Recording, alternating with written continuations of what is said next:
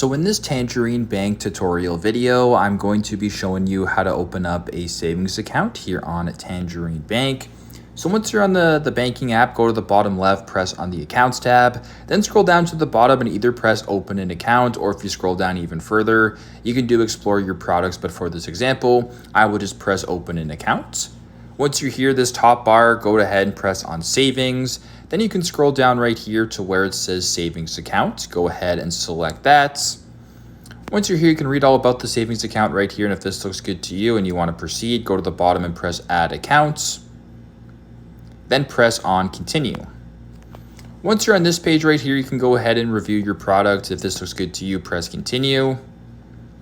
You can then proceed this way, press continue if it's right for you. You can go ahead and type in your use, so you can go ahead and type that in, press continue, fill out all the information, and then proceed this way. So pretty simple, pretty straightforward. That's how to open up a savings account here on Tangerine Bank. Thanks again for watching and hope this helps.